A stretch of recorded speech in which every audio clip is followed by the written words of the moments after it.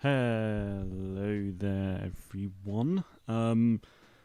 Welcome. Hope you're all having a good day. So, for those somehow out of the loop, yesterday, or so at the moment, it's the Summer Games Fest, which is essentially, go on. It's essentially a week period of game reveals and game shows. It's basically the replacement of E3, right? So,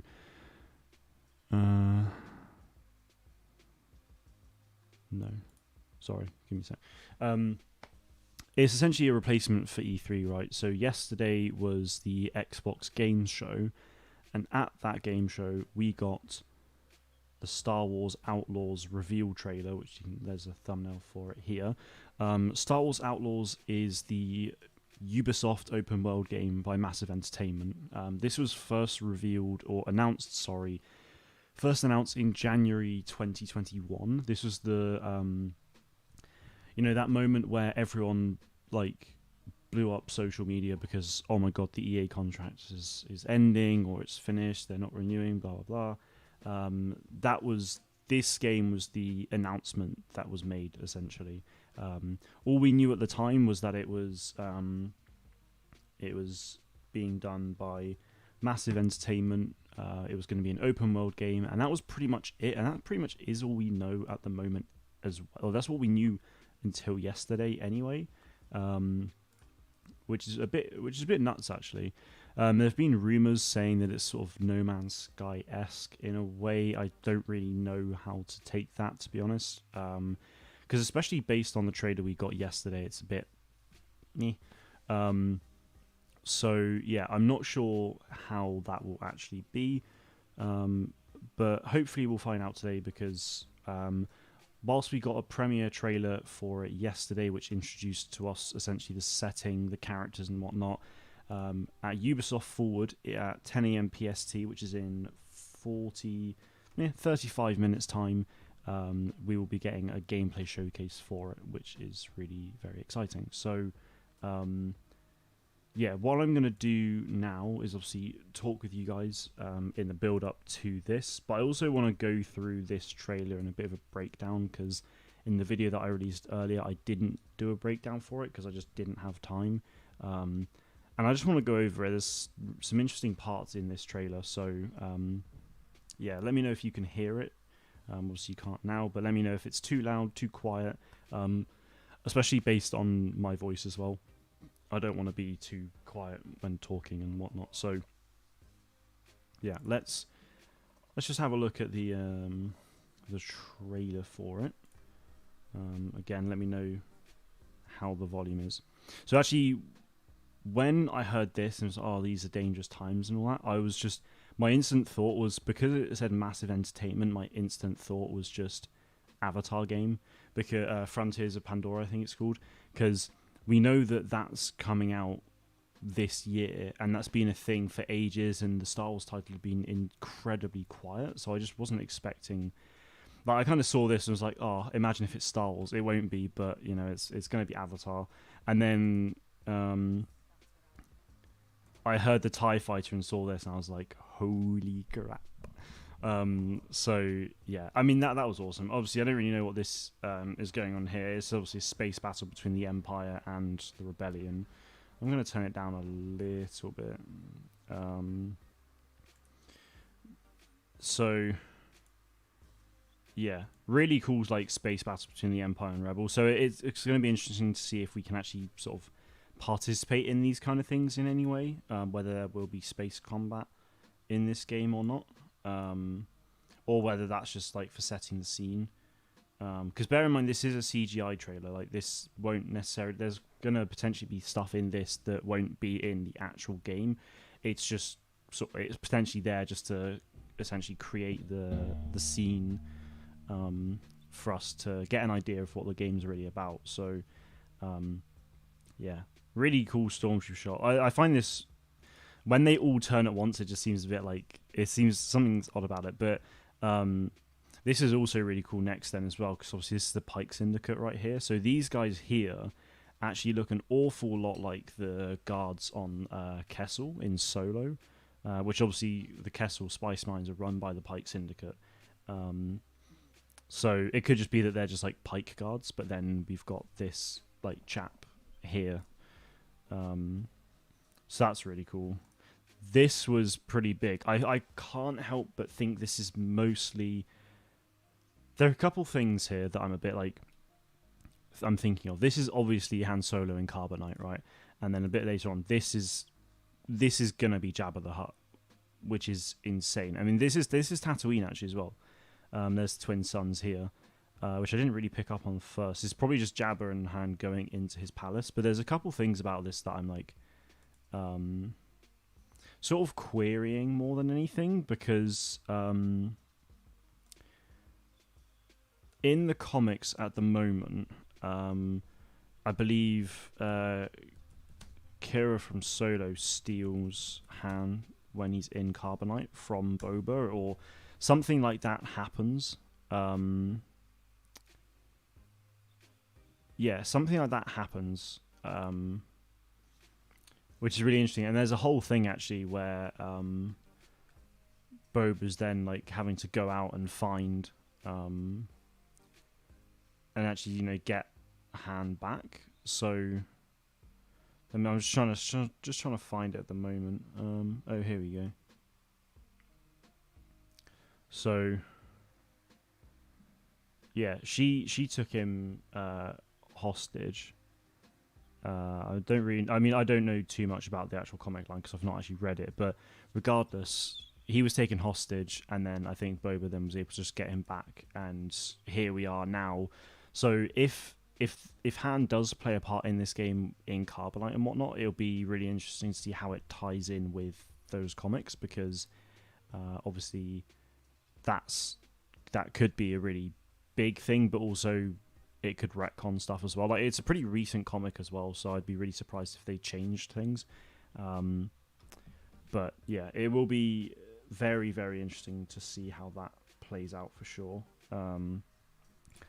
So continuing from that, we got a Celestin here. This, when I saw this earlier, I actually thought this looked like Moloch. Like, if I look at that, it just kind of reminds me of Moloch from Solo, but it's definitely not. It might even... I couldn't tell you what that was, to be honest. It looks really cool, though. And now we're just in a cantina and stuff. So it's like, this game's going to have a lot of, like, underworld, outer rim stuff, which is just awesome, because it's kind of one of those things that I've wanted for a long time now. So, yeah, like, open world... sort of smuggling scoundrel. So this is the main character. She's called Kay Vess, and then this adorable axolotl creature is Nyx. So that's Nix. And this little creature is actually voiced by D. Bradley Baker, and I think he sounds exactly like Nubs from Young Jedi Adventures, who D. Bradley Baker also voiced. Especially there, like, that's, I don't know. Hopefully you heard that, but that was a very Nyx. Well, obviously Nyx, but it was a very Nubs thing to say, or like to make that sort of growl. It's really interesting though, because we don't know who these people are, whether it's part of like a crime gang or something. Maybe we don't know what planet this is either. I think it's probably a new planet. Yeah, really cool stuff on the speeder there. I just want to see if there's anything here. You got like a moisture evaporator here. There's actually some Aurebesh there, which... In fact, no, I don't even think that's Aurebesh. It's not, that's Aurebesh up here. That's A. I don't know what this is. But yeah, very interesting stuff there. Good look at Nyx there as well. Bless his cottons. Kind of Kobo-esque looking world there as well. And that... Whoa, hang on. That looks like Canto Bight for sure. I kind of had a feeling something... Like, there's a shot towards the end which looks like Canto Bight, but this... Like, this bit here, just under the subscribe section, that looks... an awful lot like the main casino on Canto Bight.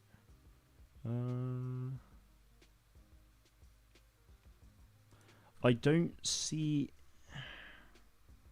Yeah, see, look at this.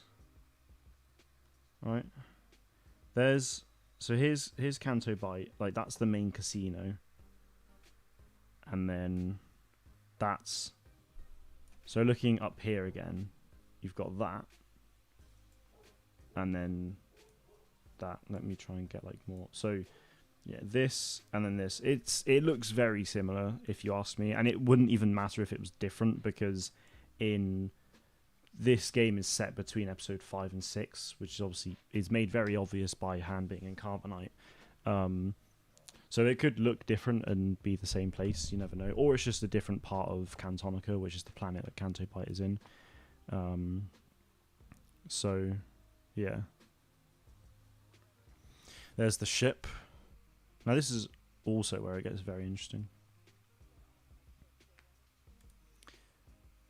These two. This is obviously just a BX commando droid that's clearly been reprogrammed from the Separatists, from the Clone Wars. And he wears a trench coat, which I didn't ever expect to see, to be honest. But he looks really cool.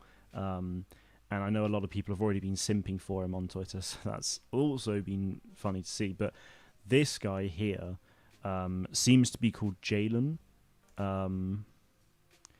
I kind of think that's a fake name they've given him for the trailers, because he looks a lot like Kyle Katarn in pretty much every single way. He looks like Kyle Katarn. Let's use this image for example. Open image in new tab. Right. Give me a sec. Just gonna have some water.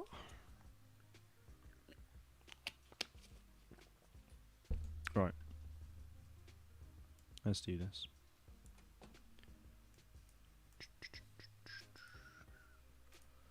Sorry, bear with. Right. So, Kyle Katarn. Jalen. Kyle Katarn. Jalen. Like, it's actually kind of nuts how samey he is. I mean, I appreciate. So let's start at the hair, right? That's Kyle's hair, and that's Jalen's hair. Like it's pretty much identical in a way. Facial hair very similar again. Like it's all there. The general face shape actually, even that is like slightly longer, it's more rectangular, right? In a sense, it's the same, right? It's very similar. The shoulder pad on, to be fair, this is Carl's right shoulder, and then this is Jalen's left, but still, it's a sort of browny, sort of blacky color for a shoulder pad, and then a creamy, sort of very light beige shirt. So his outfit is again identical. There's no gauntlets here. The trousers look pretty similar, and then even the boots as well. Let me just zoom down. So these are Kyle's boots, and these are Jalen's boots. You can literally see two straps here, and on there you've kind of got, again, oh, bloody hell, I'm in the way. I'm in the way of Jalen's boots. Hang on. Never mind. But behind me here, Jalen has like two straps on his boots, and it's just... The resemblance to Kyle Katarn here is just ridiculously uncanny. Someone made a really good point on... actually, funny enough, the YouTuber who's called himself Kyle Katarn made a really good point in saying that like everything that Kyle's done in his story and Legends has kind of already been done by other people now in the new canon stuff. So Kyle being Kyle would be very different in like in this kind of thing, but I think it would still be really cool to see if this was Kyle.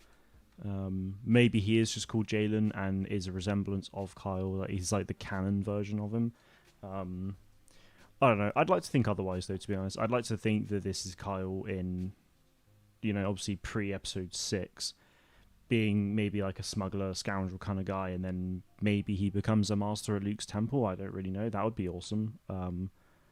But still... I think Jalen might be a fake name. And then the BX looks like a big companion in the game as well.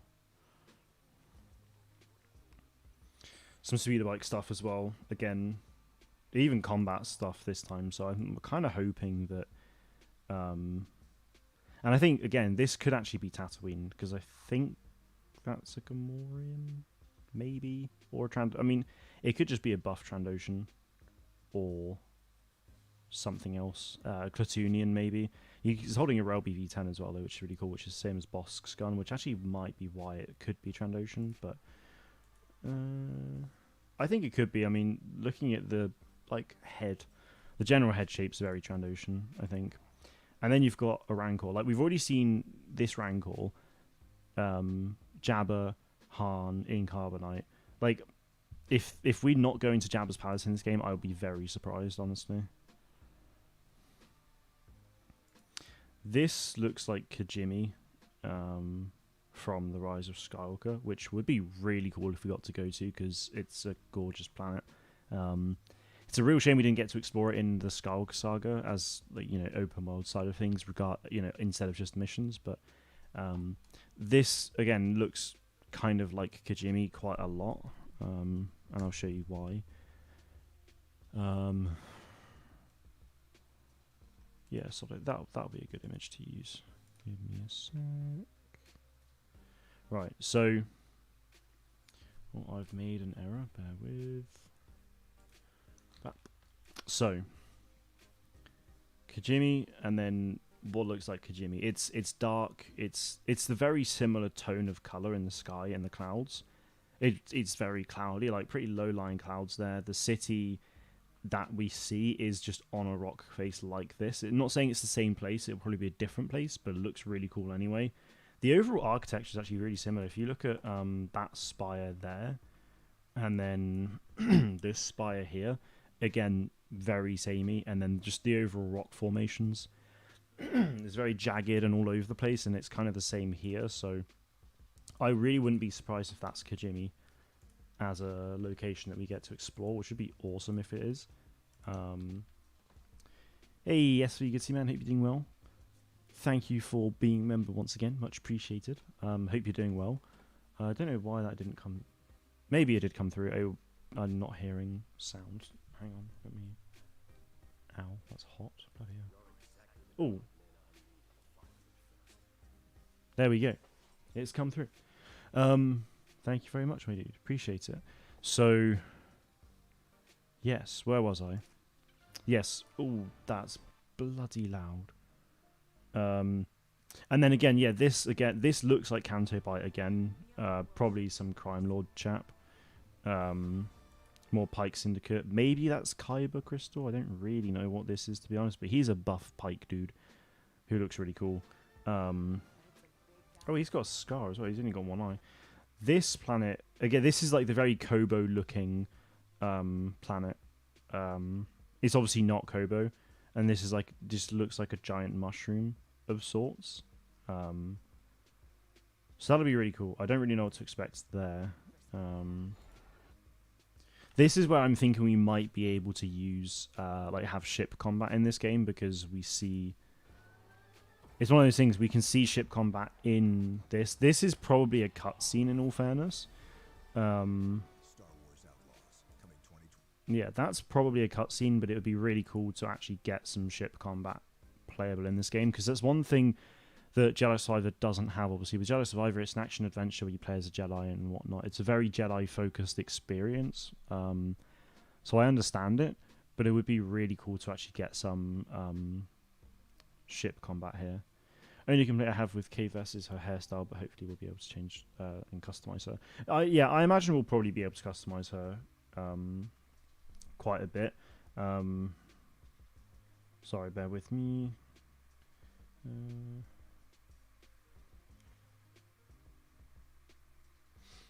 Yeah, I think a bit like Cal in Jedi Survivor, will be able to customize her quite a lot. So, obviously, this is like her main outfit. The there's probably a better. In fact, yeah, This will like no doubt be her main outfit. It's very Han Solo-esque, right? It's that sort of typical scoundrel smuggler jacket, um, and then you've got the shirt underneath, and then it's very smuggler trousers, and then you got your boots. So it's yeah, very standard smuggler's outfit. But then on Kajimi, or what I think is Kajimi, I should probably say, is where are we looking? Could that be here? Obviously, in what looks like Kajimi is, you can see that she's clearly got a coat on here. So I'm hoping we will be able to customize her a fair bit. Yeah, it would be a real shame if we couldn't, like at all. I think with the Division, there's a lot of customization in that. I think I have not actually played it in a while, but I remember that having some like customizational options and things like that. And obviously that's a big thing in games these days, is customization. So I'd be really surprised if we wouldn't be able to do that. And perhaps we'll see it in the gameplay today. I mean, Ubisoft Forward begins in 18 minutes. So fingers crossed we'll get to see and learn quite a bit. I'm hoping I'm not expecting it to be 10 minutes of solid gameplay. Like I imagine it'll probably be couple minutes. Like I think if we can get 5 minutes of footage that showcases various different things, like if we could see ship combat, just the general movement mechanics, and like gunplay, maybe see how Nyx comes into things as a little pet companion kind of person. Also that BX droid looks really cool, so I want to see and learn more about him. But we will see.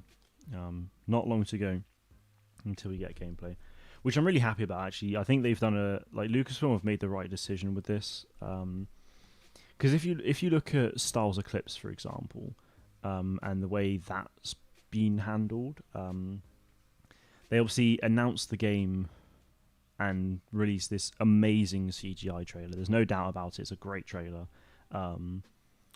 And that was released in December 2021, so almost a year after this game was officially announced. And ever since then, we've not heard a wink about it at all. So that was literally 18 months ago now. We've not heard a single word on this game since then, which is obviously very disappointing. So, yeah, I'm hoping things will change for... I don't really know why I was saying that. But I'm hoping things like that just won't happen again, basically. So if you're gonna announce, like, if Quantic Dream wanted to announce that they're working on a Star Wars game, I would have been completely fine with just them saying, a bit like the Skydance game, right? Skydance New Media were like, "Oh, we're working on a Star Wars game," and Ubisoft said, "Oh, we're working on a Star Wars game." I think the problem with Quantic Dream is they released this trailer because they wanted to encourage people to come and work for them, because they obviously have undergone a lot of scrutiny recently. So for them, it's kind of an advertising campaign to get developers into the studio to work on this game, which I absolutely get. But obviously for us as fans, it sucks because it means we have to wait ages to just hear anything about it. So yeah, that's obviously disappointing. But what I really like about the way Ubisoft and Lucasfilm did it with this game is the fact that they announced it ages ago. We haven't heard anything about it since, pretty much. But now we've literally just had this amazing trailer, and literally a day later we're getting gameplay for it, which is, like, for us as fans is perfect, right? Because it means we've just had this big influx of, oh my god, what's going on? This is amazing. To a day later we're actually seeing what we're gonna actually get as a product. Like this trailer is really cool. We get to understand who the character, like who we're going to be playing as, what kind of time period it's in, and just the overall thing. So I'll get the article up. I'll get the article up that sort of explains a little bit more about the game. But yeah, again, like I said, Oh.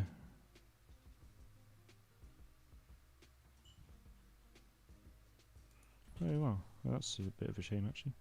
There was a Star Wars game called Star Wars Starfighter Missions. I actually didn't know about it.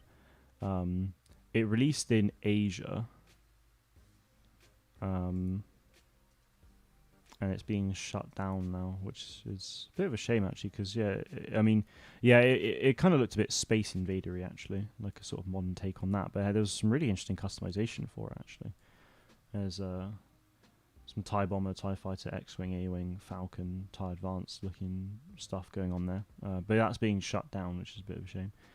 I mean, it wasn't out in the UK anyway, so it's not a heartbreaking moment or anything. But anyway, where am I looking? This way. So yeah, I'm just going to look for the article that was written for the Outlaws reveal yesterday. Here we go. No, that's just the image. I need the link. Thank you. Right, so yeah, SV's just said, I'm very skeptical of the game being a Ubisoft game. My relations with it has dwindled in the past few years, and I didn't like how the Division was. I feel like another message is being put in the chat, but I can't see it for some reason. Bear with again.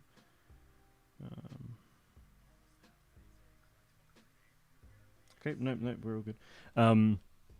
No, that's fair. I mean, everyone's got their ups and downs with the Ubisoft. I mean, I personally don't have an issue with Ubisoft whatsoever. The only thing the biggest issue I have with Ubisoft is their servers. Mostly because of Ghost Recon. I've tried playing that multiplayer like with my brother via even just we're both on the same Wi-Fi. Or he's on a different Wi-Fi and I'm on a different one, and it literally never works. It's impossible. That's really frustrating. And then there are times where it just is a bit of a mess on that side of things. But for the most part, I mean, I really enjoy Ubisoft games. They've done a lot of amazing open world stuff. Yeah, okay, there's bugs every now and then, but I honestly can get past that pretty quickly. If it's if it's game breaking and you can't progress or anything like that, that's obviously very frustrating. But I'm not gonna really worry over. I'm not gonna worry too much, to be honest, about that now. If at launch it's buggy, then obviously it's disappointing. But and obviously the really nice thing about this is we actually get gameplay now. The game releases next year, probably late next year, which means that, based on fan reactions, things won't change an awful lot. But if there's something that there's just a very big outcry of like, oh no, don't do this, do something else, then and by that I mean it could be let's say the UI, for example. If everyone hates the UI and there's like thousands of people screaming about how crap it is, then that might actually lead like Ubisoft to be like, okay, we need to reassess that, and it gives that kind of time, which is nice. Not saying that will happen, and hopefully it won't. Obviously, fan reactions isn't going to change the game in any way, like massively anyway. But it's just nice that we get to see some gameplay now, and not here's the gameplay in a month. Oh, it looks. Here's the gameplay. It releases next month. Oh, it doesn't look very good, and then it's just like there's time to be able to make changes if needed.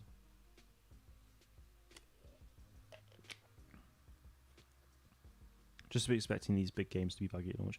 Yeah, and that's fair enough. I mean, I think the interesting thing with this game is, so it was announced back in January 2021, which I believe was when production of the game had just recently started, like probably within the last few months, because it was in pre-production. I think Ubisoft and Lucasfilm met in like spring 2019 to with regards to the Avatar game, and that's when I think they got the go ahead for this Star Wars game.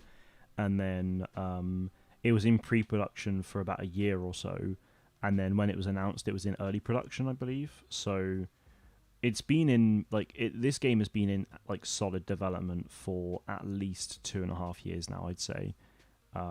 So there's so it's absolute, like, it's going to be a decent way through. And if you think about it, Jedi Survivor, it has had a lot of buggy issues with it, in all fairness, which is obviously very disappointing. But in terms of like the overall size of the game and the overall experience, minus the bugs, they did that in they probably did that in about 3 and a bit years. So by the time this game comes out, it probably would have been in development for nearly 4 years.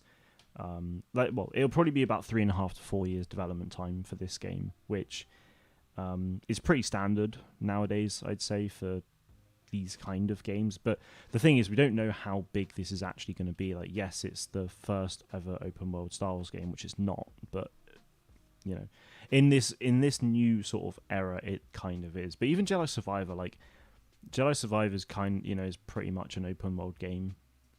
Jedi Fallen Order isn't. Like, it's got open world elements with the exploration of the planets and things, but it's just not really open. Jedi Survivor, you have to follow a linear story, and a lot of the planets in the game are very linear. It's not very open. Whereas Kobo is open. Like, that's big, but it's not an open world. Like, I guess by definition, it's not an open world game. It's just it has open world elements, like Kobo, for example, as you said. So yeah, it's interesting, because I'm just really keen to see how this works. Like, how many planets are there going to be in this game? How open actually is it going to be? I think we know that there's going to be quests in this game, because people have been going over on social media saying oh, so awesome to see this finally revealed. I've been working on it, blah blah blah. And one person I've seen is a senior quest designer, so they've literally been focusing on I would assume coming up with the quests, building it in game. I don't know how the Snowdrop engine works and whatnot, whether it's like node based or things, but they've probably been coming up with the quest ideas and going from start to finish almost with implementing these quests in the game. So I'm hoping there will be a lot of side quests in this, which would be really cool. Jedi Survivor had obviously quite a few in the end, which I was really, really happy with. So hopefully this will have more, and obviously we'll see how many planets there are. But this, I mean, if that's not Kijimi, I really don't know what is, to be honest. This, I don't know what to expect from this. This looks like a new planet. That, I think, is... This planet here is probably this planet. That looks like Kijimi. It looks like Tatooine's going to be in the game as well. I love how I'm saying this, and this, even though you can't see. For God's sake, I do apologise. Right. Let me start that again, shall I?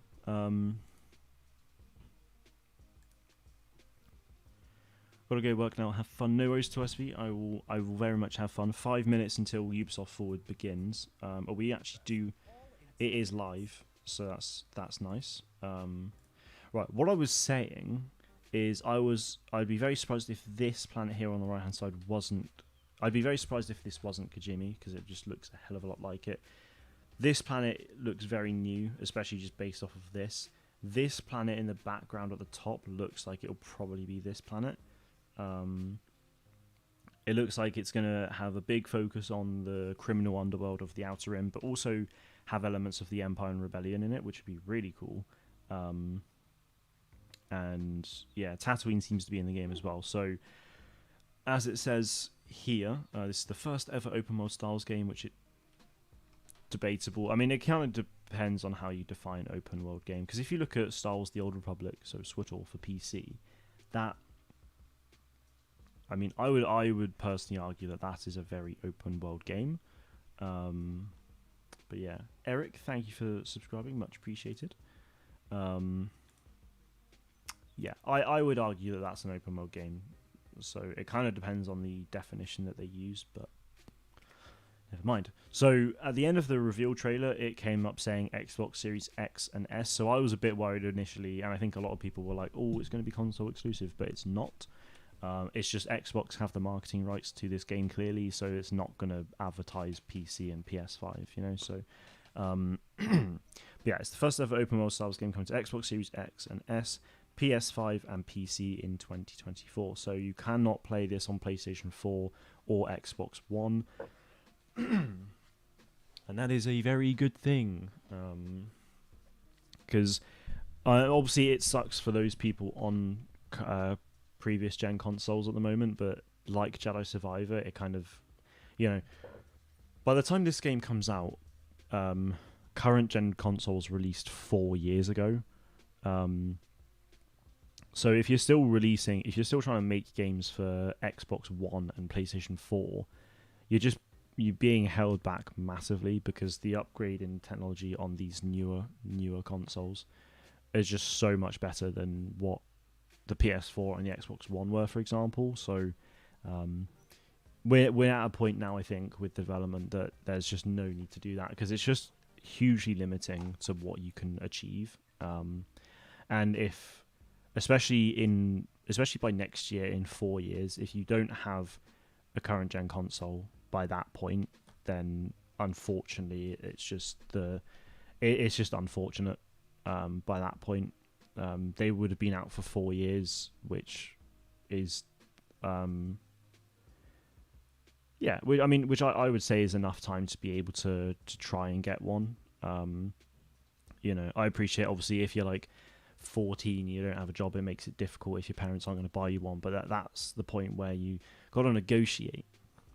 I'll mow the lawn every weekend or something, you know, try and find something and, you know, buy it yourself or something. That's what I would have done. But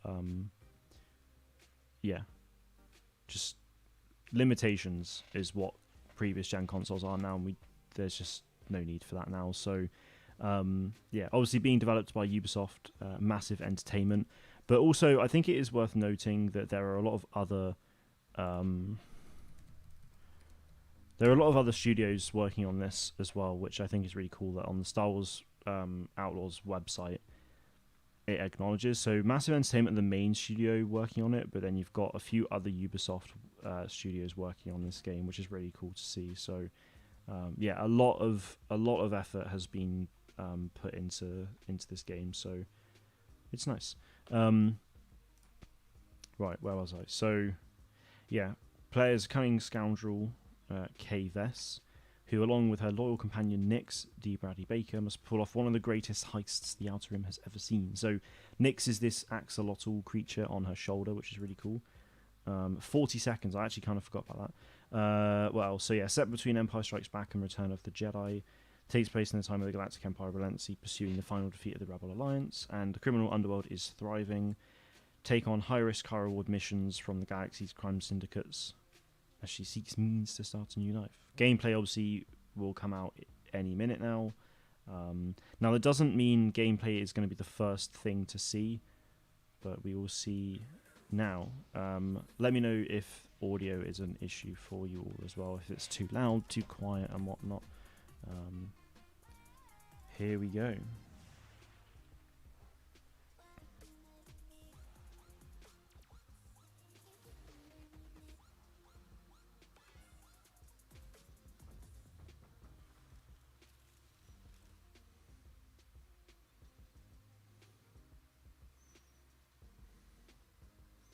Here we go. So I think it's worth saying that obviously with this being Ubisoft Forward, it's not necessarily going to be the first thing to this. So we might see Frontiers of Pandora gameplay actually as well, and other Ubisoft stuff. So this looks very much like a Just Dance thing. So yeah. We'll see. It won't be the first thing. To be fair, it might be the last thing we see, which would be quite clever. Because the thing is, I know if the gameplay released first thing, I'd just click off. So they probably don't want to do that.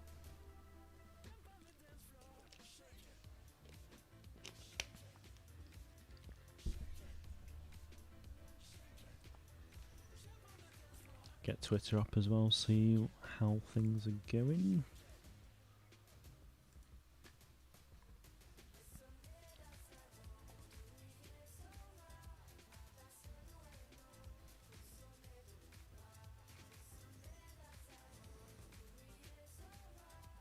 Oh yeah, there we go. Ubisoft tweeted 2 minutes ago saying, "Just Dance 2024." So that's what this will be about. I'm gonna make sure I'm actually. Am I up to date on the actual stream? Let's just refresh just in case.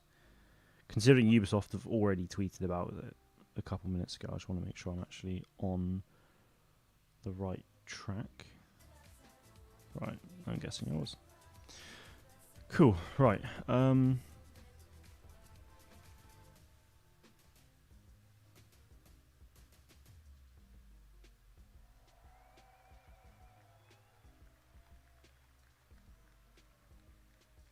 Did I full screen it? I'm pretty sure I went to. Yeah, alright. It is meant to be full screen. Just give me a sec. Just taking its sweet old time.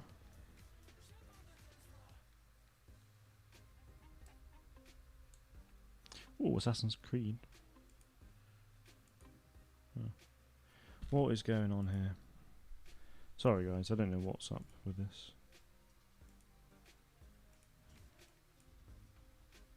Here we go. A Ubisoft game. It is? Wow. Ooh. Oh, this will be Avatar. Nice. So, as soon as I saw Massive Entertainment, I was like, oh my god. And then I saw Fox, and I was like, okay, wait. Maybe not. Still, this is a big day for Massive. Bloody hell. Because obviously they're working on Avatar. Yesterday, I think they released a Division 2 thing, which obviously Massive worked on. We saw Star Wars. Now we've got some Avatar stuff. Like, hell yeah. And then obviously we're going to get more Star Wars today. So it's just a big, well, not even weekend, but...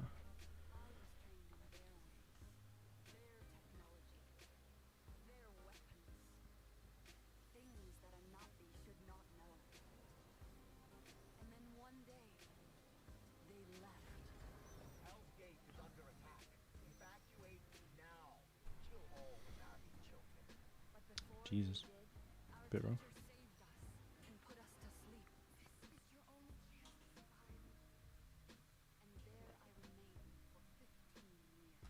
15 years. Oh, wow.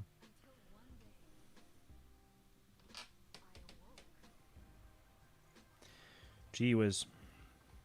Look at that colour. So nice. It's really interesting that this game's first person as well. I really wasn't expecting that, to be honest. For all we know, actually, this Star Wars Outlaws could be first person as well. I'm kind of hoping it's not. I prefer third person. I'd prefer if this Avatar game was third person as well, actually, I think. But yeah, it'll still obviously be very interesting. Look at that.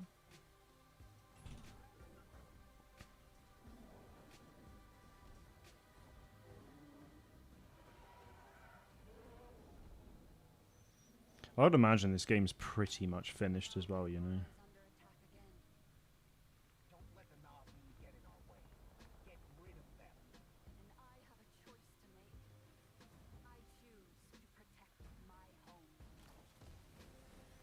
Boomski. I feel like this year's actually been massive for games, right? Because, or especially for something like the bigger like film franchises out there. If you look at what's happened this year with games, in February or March we got Hogwarts Legacy, which is pretty much like the dream Harry Potter game, which I still need to finish actually. But then we had, you know, we obviously had Jedi Survivor, which was an amazing Star Wars experience. Frontiers of Pandora looks like it's going to be an insane Avatar experience. If you're a fan of the Avatar franchise, then that looks awesome. I'm pretty sure Phil Spencer was in there from Xbox there.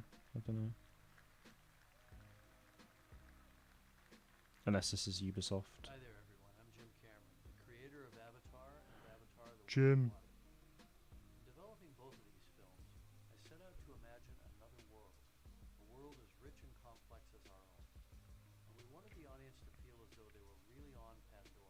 I guess that's why it's first person. eyes wide open, and to explore this world with our characters. And it's always been our vision to embrace technology to allow us to find new ways outside the cinema to immerse people in this world. Our friends at Ubisoft share the same ambition, Ubisoft. and the team at Massive have been pushing the boundaries of what's possible in games to bring a new corner of Pandora to life. So with Avatar, Frontiers of Pandora, our creative team at Lightstorm has been able to share their insights with Massive's talented team, who are experts in creating living, open worlds. Together, we'll be able to Open bring players worlds. to the western frontier with new environments, new flora and fauna, new characters, and an original story that coexists with the events of the Avatar film. Yes, that's what I Can't like wait to for you hear. to join this adventure, and we look forward to welcoming you back to the world of Avatar. That's kind of like the main thing I wanted to hear, to be honest, was like it coexisted, essentially it being canon with the films. One of the yeah, that's what I always wanna. That's what I always like to hear. Big up canon stories.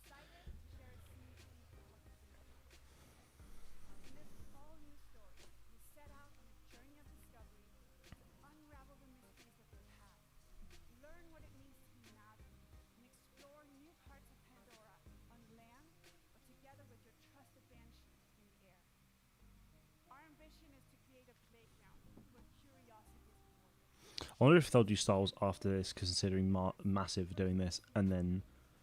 But that's such a big year for Massive, though. Jeez, I know I said it like not long ago, but bloody hell.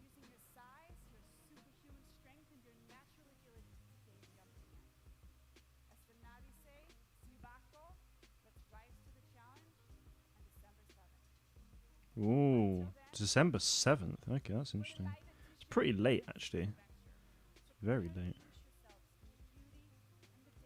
I knew it'd be this year, but I wasn't expecting it to be like December 7th seems really late for a game release. I don't know why, especially of this scale. Maybe it's just like, oh, it's Christmas time. Maybe that's why a lot of people will get this game for Christmas, probably. Mix of gameplay, cutscenes, and in-engine footage. Is this being... yeah, okay. Look at that.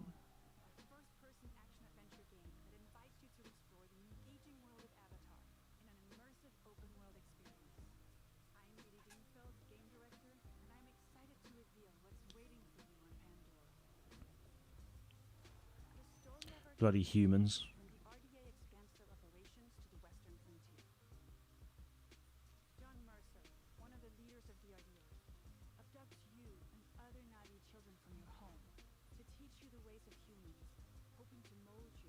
It's interesting because this is so obviously we're at the Western frontier in this game, and I feel like that was mentioned for Avatar 3. Maybe would go to the Western frontier or something. I don't really know.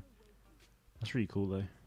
It would be interesting to see if like characters from this game end up in any of the future films, or even vice versa if characters from the films end up in this game.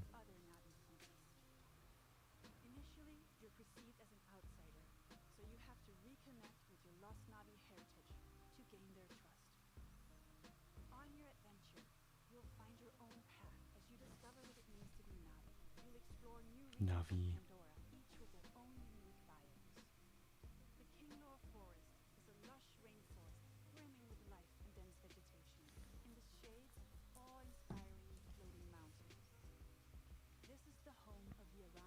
It just looks such a like beautiful game.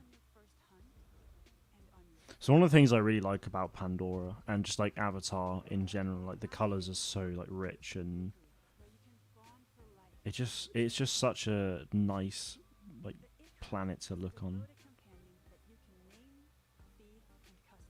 Ooh, oh, sick.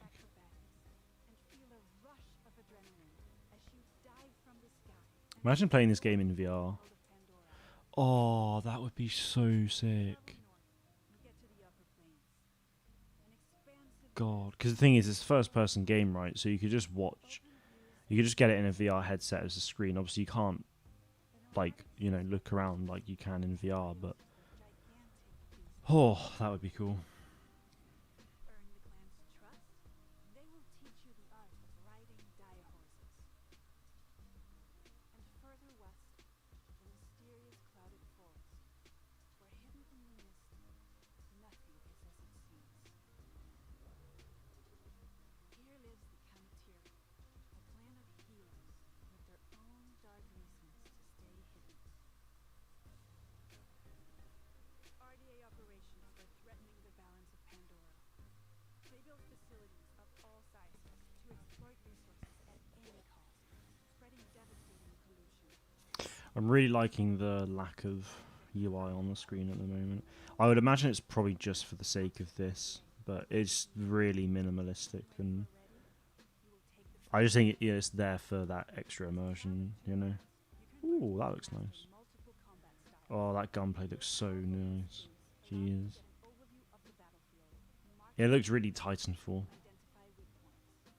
Traditional Navi weapons are versatile and precise. You can use the longbow to hit long-range targets, Ooh. or the staff sling to set up traps.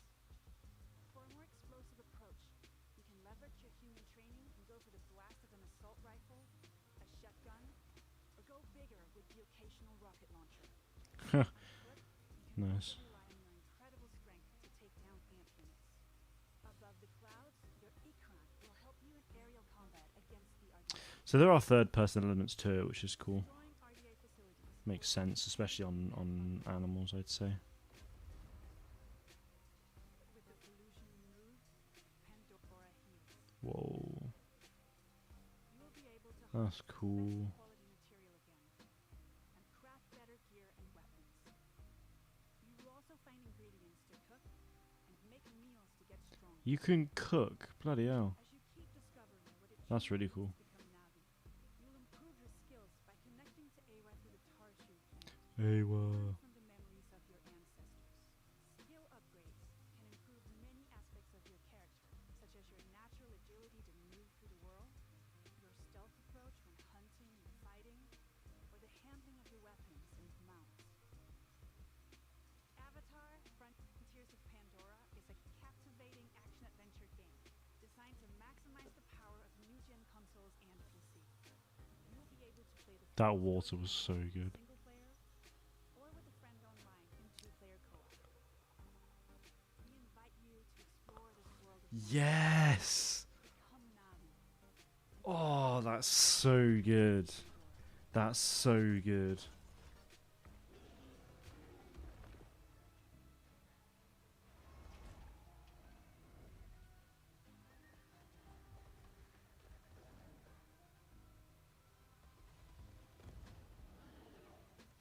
I really wasn't expecting it to be two-player co-op. That makes me so happy.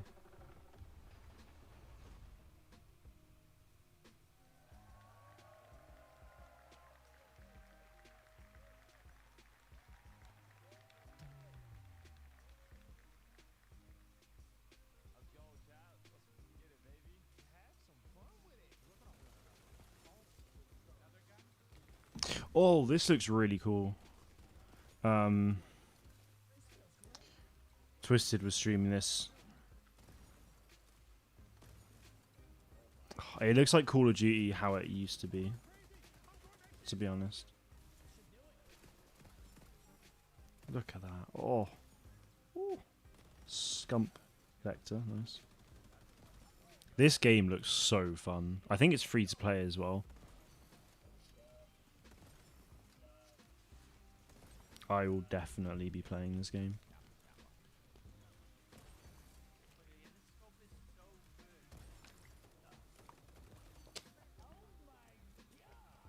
I think it was a beta, like a sort of a closed beta, but it was very open in a sense. Can't remember what it's called.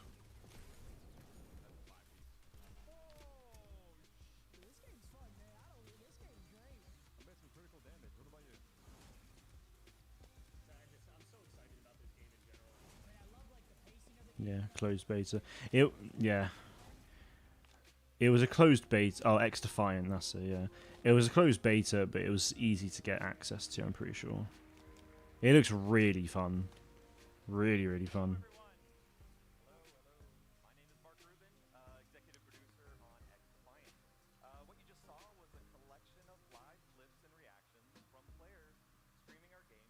From players, it was about 4 big streamers, but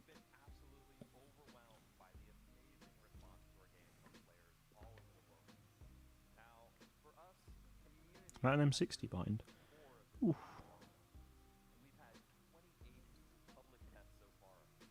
28, right. That's an M60. That's nice.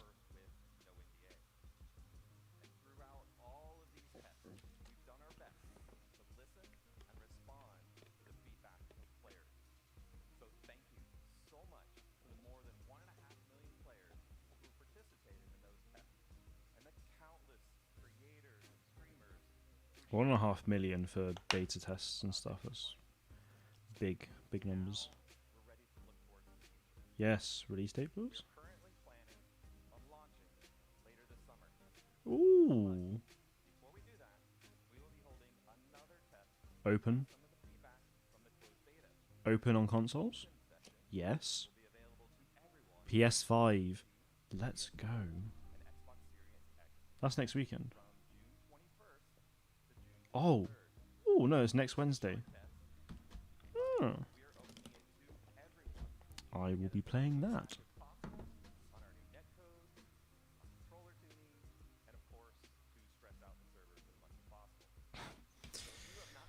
Nice. Yeah, I'll be playing that. Very, very keen for that. That looks awesome. Later this summer, I'm just... Ooh. 14 maps. That's not bad.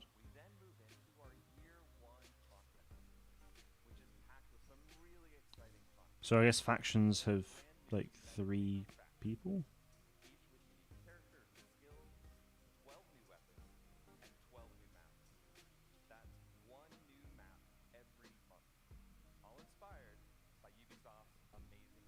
Yeah, that's good. That's really good. That's really, really good. I mean, like, it's a set of new operators, essentially. A new weapon. Like, a set of new operators every 3 months. A new weapon and a new map every month. Like, that's... It's not bad. That's not bad at all, to be honest. Like, if you chuck in events and customization options and everything else, like, that would be really good. I think, like, this game... I'm pretty sure it's free to play, but...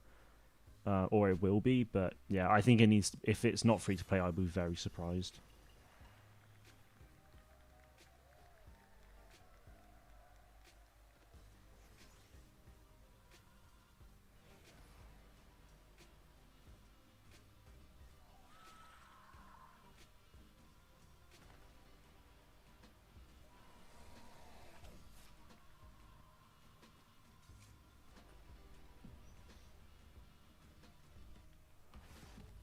No idea what this is. Gotta say, I'm really, like... Ubisoft last year had a really bad year. I think they only released, like, 1 or 2 games, and I think financially they really struggled. But, like, this year they've got some really good stuff coming up. And just in general, they've got some really good stuff coming up. Like, X-Defiant looks great. Like, Frontiers of Pandora looks awesome. Like, the dream Avatar game, pretty much. I think there's a new Assassin's Creed releasing, which is sort of more akin to what classic Assassin's Creeds were like. Never really played Assassin's Creed that much, though, so I don't really have much of an investment in that. But still, it's exciting still. And obviously Star Wars, so big time.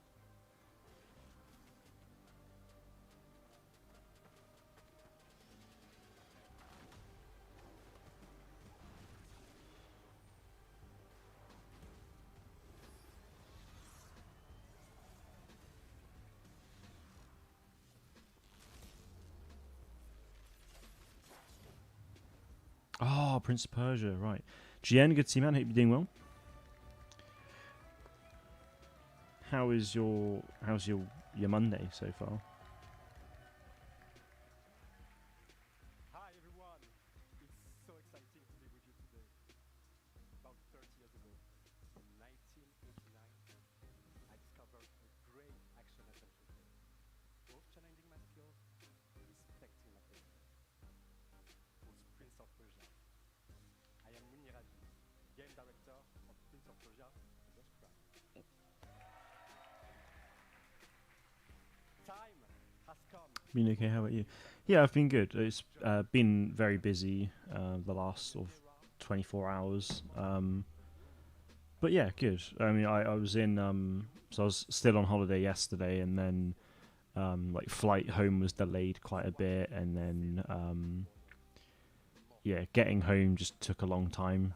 And then I got back, had like 6 hours sleep, and then had to go into I had to go do some sort of like worky things for a few hours away from home. So I've not had a relaxed time at home yet. But it's been good though. Yeah, really, really good.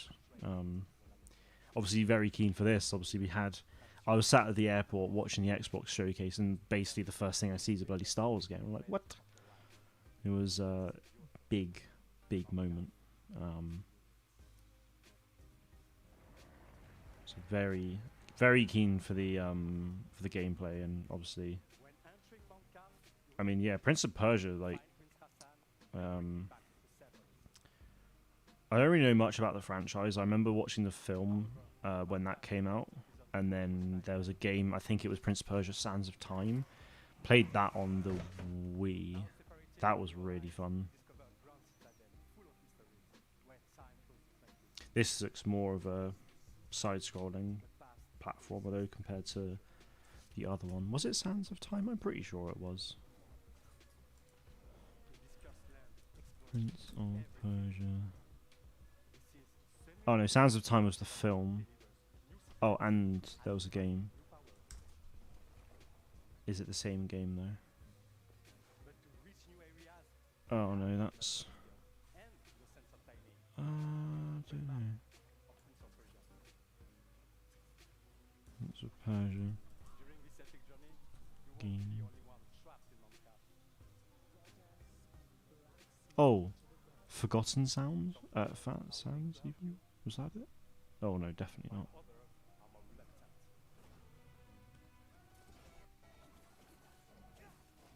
Oh no. Yeah, that's right, it was, yeah. Prince of Persia: The Forgotten Sands. That was a really fun game on the Wii. Yeah, very difficult. I don't remember any of the story at all. Fun game though. Spent a lot of time on it.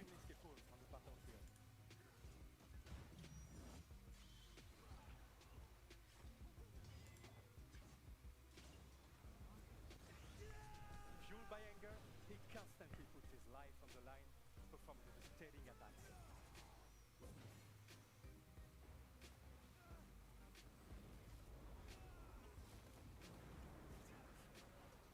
Oh, that's brutal. Time powers are back. But this time, not only in your hands. To face such a challenge, master a new side of his time powers and defy gravity. Prince of Persia is such an interesting concept, I think. It's really cool. I probably won't play this. I mean, maybe eventually, I don't know, but looks cool.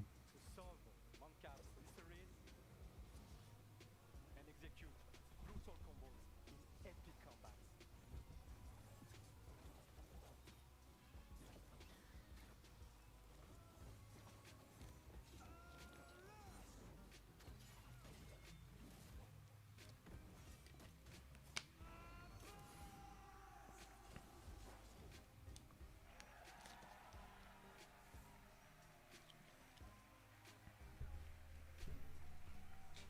And that's just a glimpse of what Prince of Persia: The Lost Crown is all about. Let's say January 18th next year. Main tricks to Nice. and of course my fantastic team at Ubisoft Montpellier.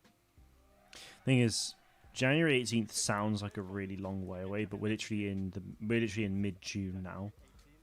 18, It's pretty much just half a year away. Well, it's 7 months away, really. Like, that's not bad. Something I think it was coming on the Switch, actually. It might be something that I'd probably play on the Switch, maybe. I think everyone's confused. Hi, my name is Adi Shankar. I'm a TV and movie producer. You may know me from the Castlevania animated series on Netflix,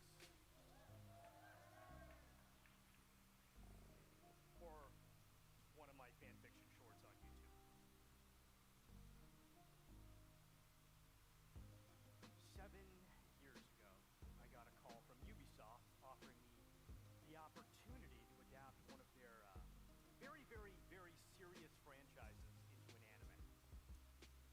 But instead, I came back to them with a crazy concept inspired by the mood of Far Cry 3 Blood Dragon. This concept used Ubisoft's vast library Grogu, yes. The Grogu balloon that's been up for about a month and a half now. Yeah. Month and a half that's been up, and it's still going. This balloon has now, unfortunately, lost its flotation, but there you go.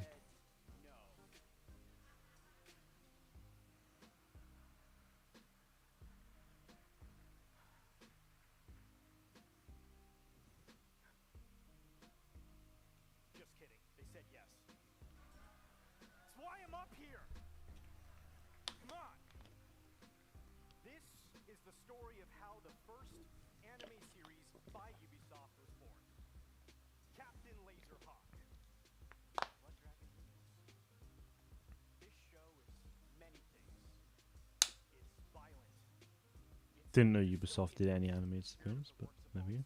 It's a spoof. It's a satire. It's dark comedy. It's a love story. And as a descendant of Indian mystics, I can tell you it's the most philosophically conscious show you've watched in a long time. The series was picked up by Netflix. It was animated by the renegade genius pirates at Bobby Pill's studio. And today, I'm very happy to announce that barring an apocalypse, which may happen, it will be released worldwide later this year. There just this seems to be really awkward. Like there just doesn't seem to be a huge amount of interest on this one. I'm even more excited to share with you an action-packed, Easter egg-filled teaser trailer right now.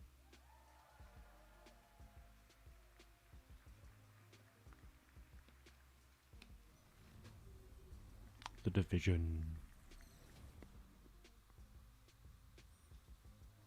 Nailed that, didn't I? Bloody hell.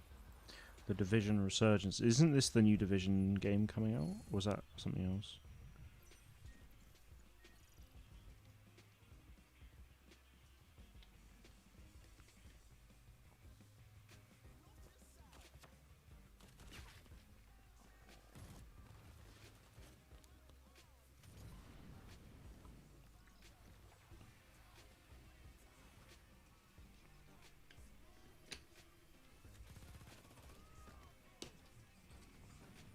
Hit that tank, boy.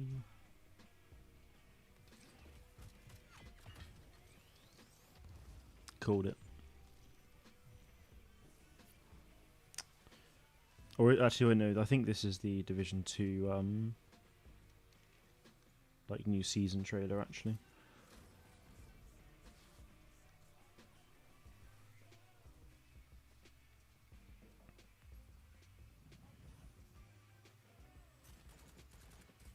haven't played the Division in a while. It's really the concept behind it's really cool. That guy is not going down in one as well. He'd probably take like 5 minutes to kill as well.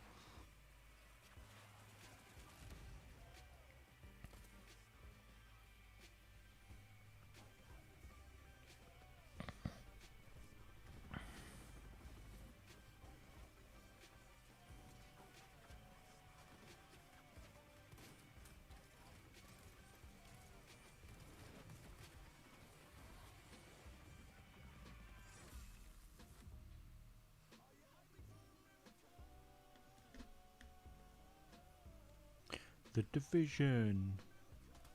Oh, it's a mobile game. I really thought that was like the new season of Division 2, to be fair.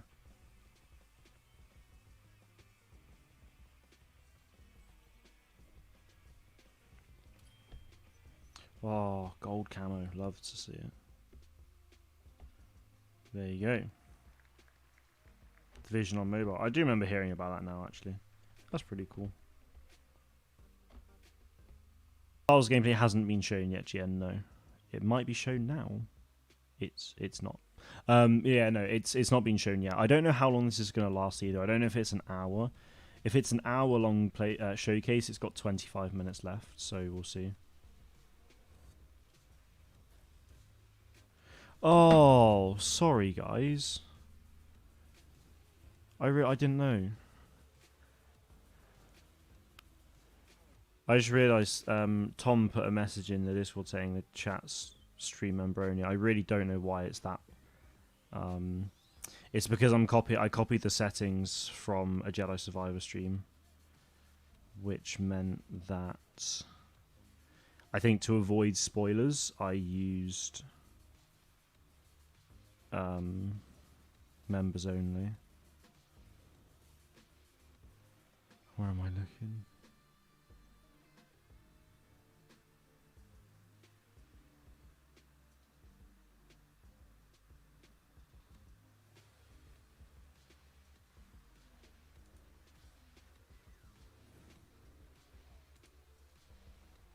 I did wonder why the chat was so quiet today. I was like, I had viewers, but I was just like, why is no one talking? For God's sake. The annoying thing is it didn't even show me on here that that was an option. I do apologise, guys. That's really annoying. It should be okay now, though. You should be good to chat. There we go. My apologies once again.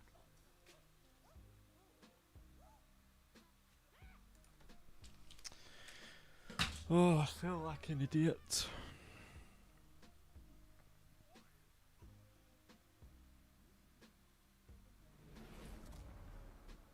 The crew?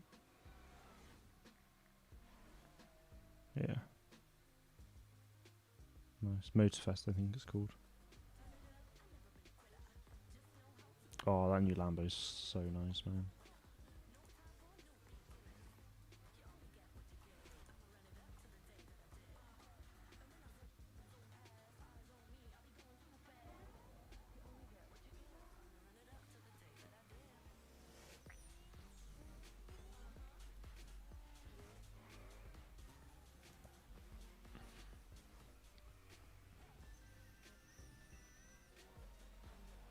A lot of cars in this, which is nice. I think with this game you can keep your crew 2 cars as well with like I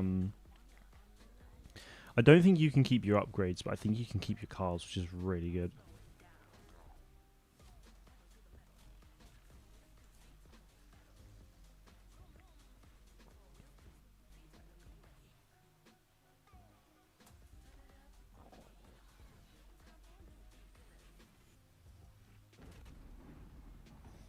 Oh, that's the new Lotuses, I think. I think it's new. Max Verstappen! There's an F1 car! Oh, that's really cool.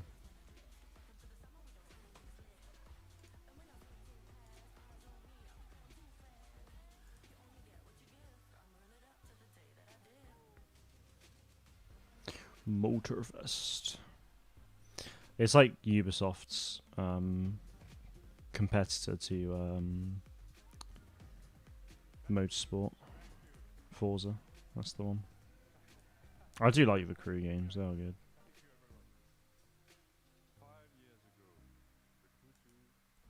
In Norway and probably other countries too, you can pay someone to try a Lambo, etc. on track. Oh yeah, yeah, you can do that pretty much anywhere. I've driven a Ferrari on a track before, and I clipped a cone in the smallest. Like I went over. You know how a cone, right? It's a cone, and then bear in mind these were these thin plastic ones. I think I clipped the corner of that, which meant I had to stop doing it. It was really depressing. At some point this year, I'm going to be driving the Formula One safety cars, though, which will be awesome. Yeah, those kind of driving experiences are everywhere, which is really cool. I assume they're everywhere. Seems like a pretty standard thing to be able to do. So.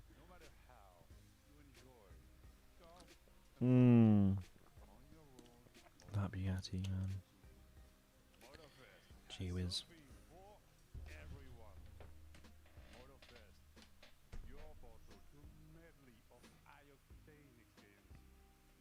Octane.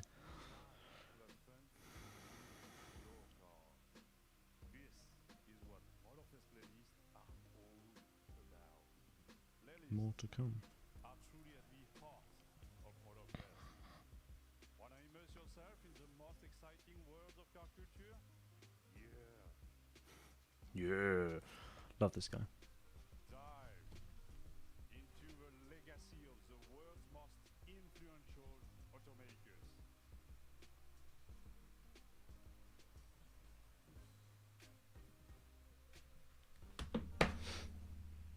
Light up Oh my god, is that a Supra? Japanese style. That's cool. Electric Odyssey. Ooh.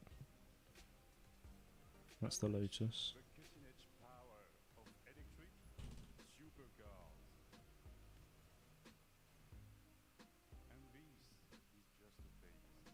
Just a taste. Just a small taste. We leave the US mainland behind. Our festival has landed in one of the most breathtaking and vibrant places on Earth, Oahu.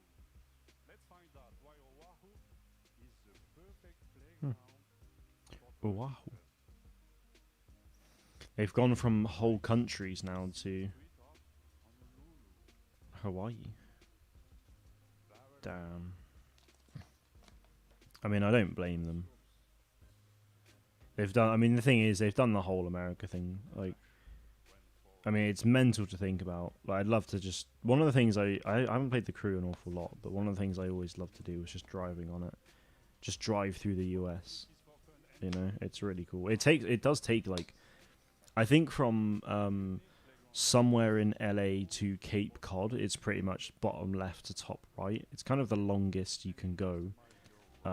Took me in the crew beta years ago. It took me 2 hours. Just got home from school. I just sat there for 2 hours driving in the crew, and it was really, really fun. Doesn't sound very exciting, but it really was a cool experience. to get behind the wheel of this beauty. Such a naughty car. Oh. Spend a lot of energy building the perfect Can also pay to drive your own car on track. Yeah, you can do that in here as well. There's they're just called track days. You can take your own cars. A lot of motorbike enthusiasts do it with their motorbikes as well. If you like cars and like racing and stuff, it's definitely worth checking out Gen, I'd say. Yeah, I mean, I've only done that one thing, but yeah, I'll book the safety car thing at some point, because that's a Mercedes AMG Black Series and an Aston Martin Vantage, which is just very nice. Join the party. Register now for close beta and share with the world. Close beta the same time as X Defiant. Seems a bit of an interesting decision, but it's a very different market, so Ivory Tower. Mahalo. Thank you. Welcome to Motorfest. Motherfest.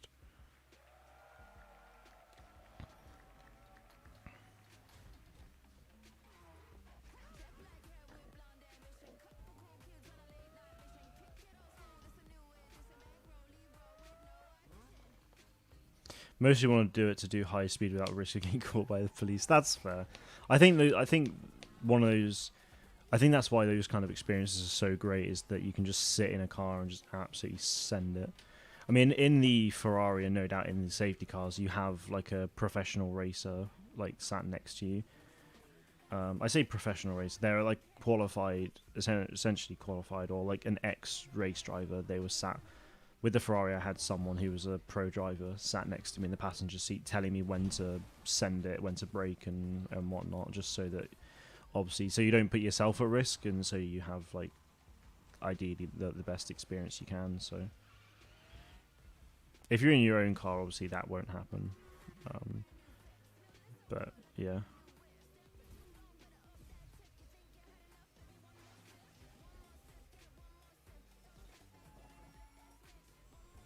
That wheel, jeez, that was nice.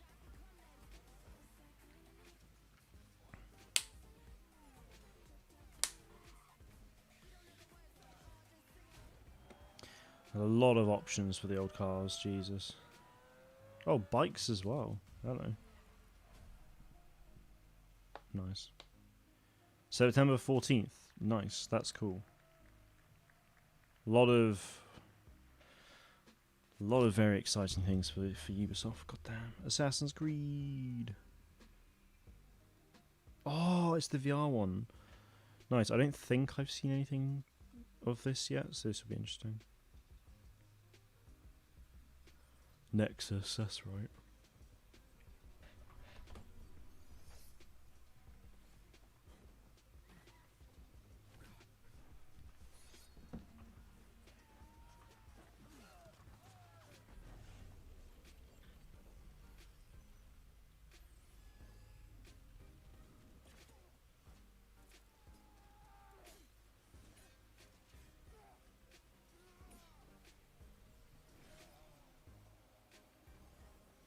VR, VR's amazing.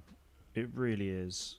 Like, I'm really surprised it hasn't taken off as much as it has. Like, it's obviously a big thing, but like, if you have the space for it, it's honestly amazing. Like, the games I play mostly is a golf game called Golf Plus, and then I play a game called IB Cricket, which is just cricket in virtual reality. But it's just so fun. But then you can get into things like Contractors, which has loads of mods, and you've got tons of Star Wars mods in that game, and you can properly immerse yourself in Star Wars Battlefront. Basically, it's an amazing experience. At this exciting new way to play Assassin's Creed. Coming to MetaQuest this holiday, Assassin's Creed Nexus will push the boundaries of VR and let you become the assassin. You will feel what it means to parkour, fight, and be stealthy in new memories from 3 legendary assassins, Ezio, Sandra, and Tanya. I cannot wait to see our players This would be really cool. I'll definitely get this.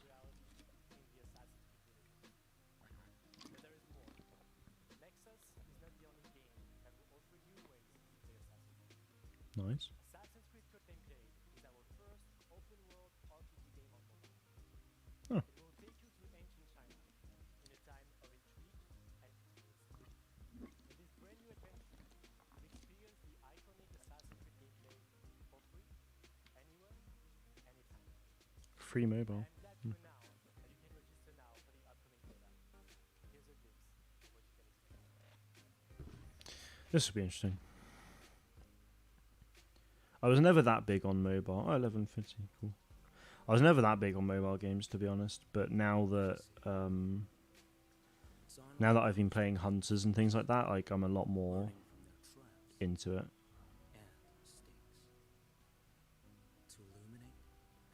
The stigma behind it is a bit of a shame, to be honest, because there are really good experiences on mobile. Helps to guide and shape our future. Now to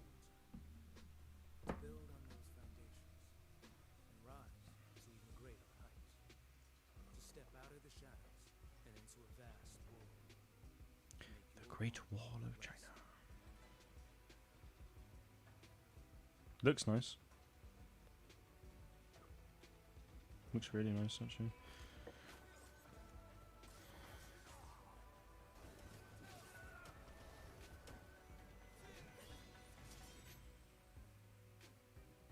That's cool. Assassin's Creed Codename Jade. Is that the official title, or is that just the code name? I assume it's the code name, the official name by the looks of it. And Mirage. Cool.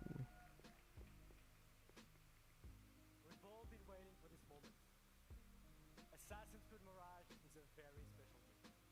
Designed as an homage to the first titles of the series that many of us fell in love with. Coming October 12th, Assassin's Creed Mirage takes the franchise back to its roots. Sarah, our narrative director for the game, will come on stage to tell you more about Bassi and his journey. But before that, let's watch our story.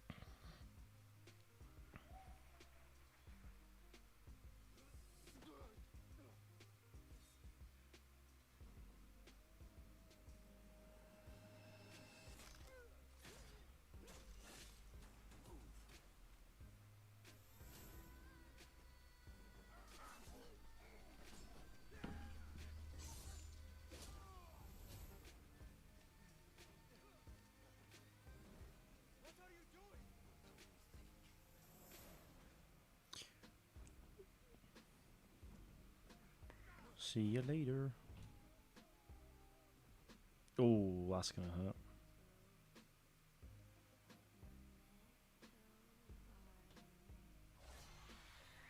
Oh, oh, hello.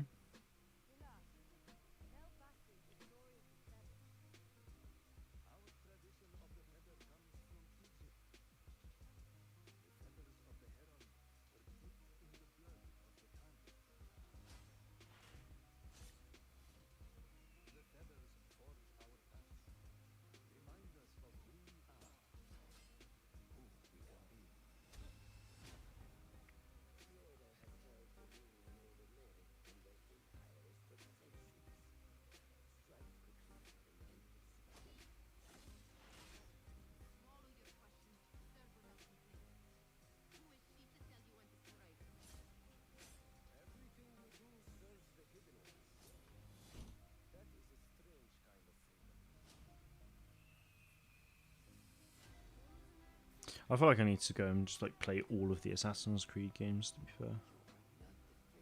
They're cool. Like I really enjoy stealth stuff, so like, especially things like Brotherhood. I used to play that at like friends' houses and just go around and just stealth kill all of like the guards and stuff. It was so fun. So if this game's kind of going to those routes, that would be really cool.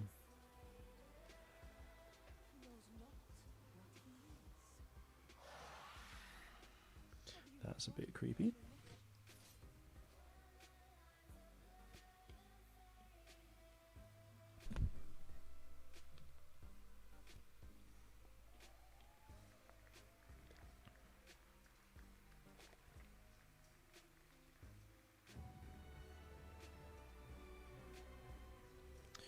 Mirage.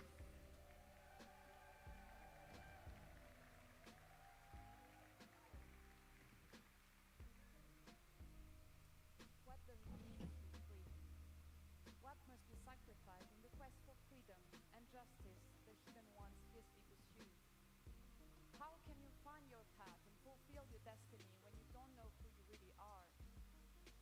As he grows from street thief to master assassin, Basim thinks he has Yeah, I found think a Star Wars sense will of purpose definitely in be life, the final working thing. in the dark to serve the light. But his nightmarish visions keep haunting him, leading to more questions with no answer. In Baghdad, seeking the truth comes with a price.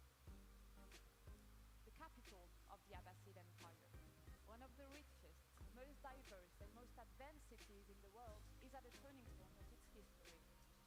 Unrest is growing, seeding a revolution against corruption and arbitrary justice, an uprising that will turn the tide of history and change the lives of everyone. Childhood friends, fellow hidden ones, as well as newly formed allies and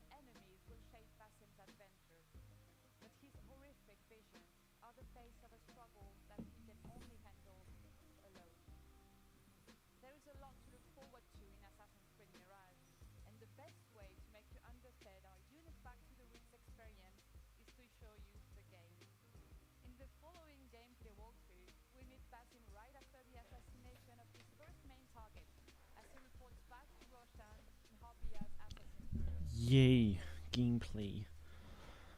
And then hopefully Star Wars. That's what we're all here for.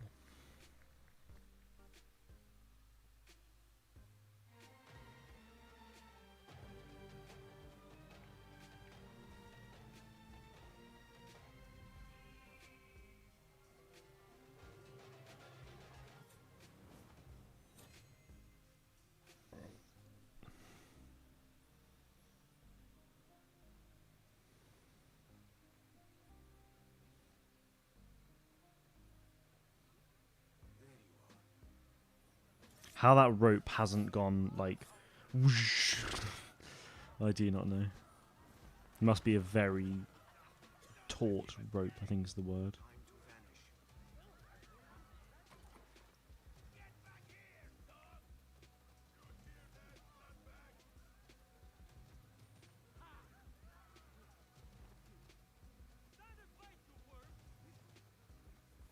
These insults, man. No need for it. You worm. God, the rope. Imagine the rope burn. Jesus.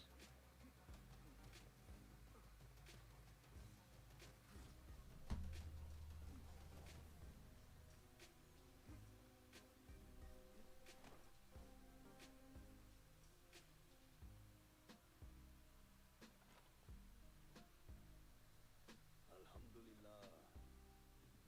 Alhamdulillah. I am glad you are safe. Alhamdulillah. A first of many achievements to come, Basim. We should only hope. There's still much work to do. Her voice is incredibly familiar, and I can't remember why. Ra's al Ghul. I have found dwellings in 3 districts that are most unassuming. Abid and Rebecca have arrived from Alamut and set off to Al Abyssiya and Karh. I will make my way to Sharqiya shortly. And I will join Rebecca in Karh, where corruption is as common as the arid air. See Abu Ja'far about some things he's been working on, then come find us. Have a look, Basim. I may have something that is of interest to you. Blow dart. Ooh. Nice. Love a bit of stealth. Resourceful as always. My thanks, Abu Ja'far.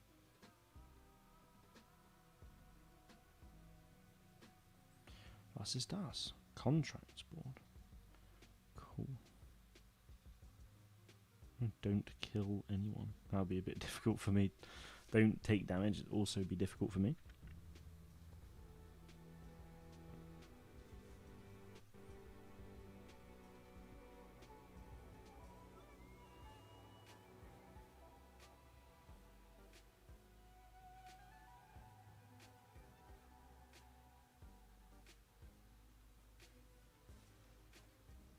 This is the blade. Do you see and hear? Oh wow. Let us reconsider the approach. He got shot. Poor thing.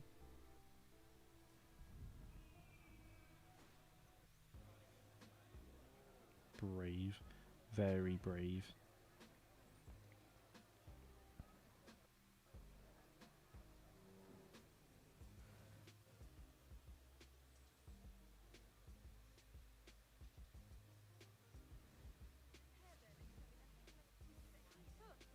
Act as usual. That guy who liked me said she and Ali's followers had tried to kill the prince.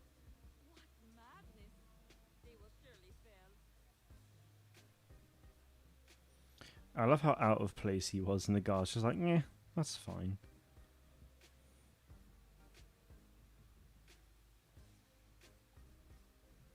Yes, use the blow dart. Ooh. Think he's in pain. Oh, that's nice. That's really nice.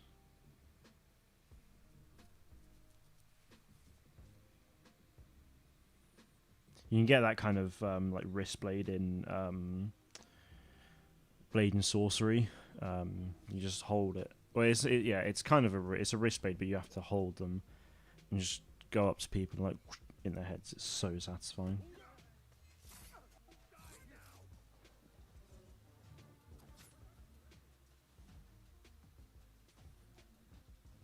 Skills.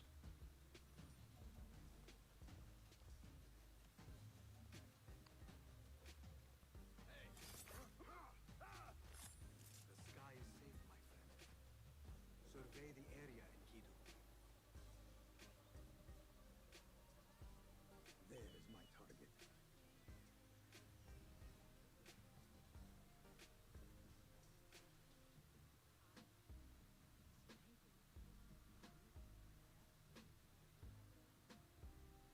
Wonder how much longer this will go on for, because it is now, it's past 10 it's past 7 o'clock now, so probably going to be more of a 90-minute showcase then, I guess. Don't really know.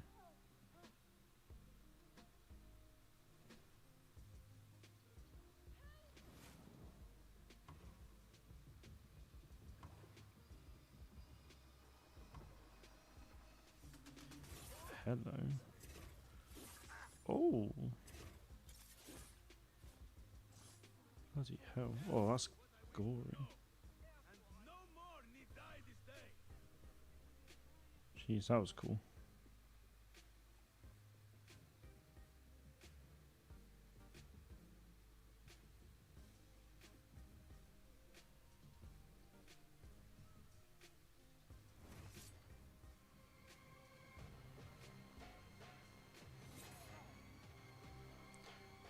Uh-oh.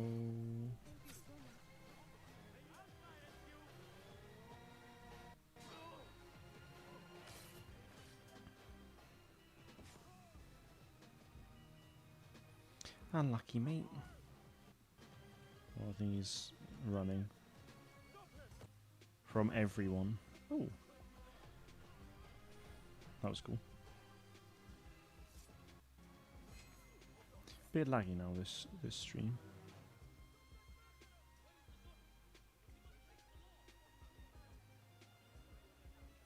My guess is that'll be the end of the gameplay. Well done. Yeah, I mean, that kind of looks more like the old classic Assassin's Creed to what I've seen from other games recently, so that's cool. Very, very cool.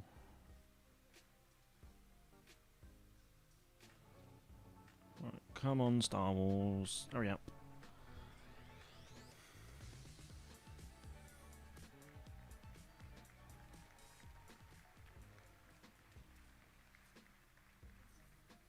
Hello everyone. So first, I want to start by saying thank you to all gamers all around the world. It's thanks to you that we are here today. You are at the heart of everything we do. And to all Ubisoft teams around the world as well.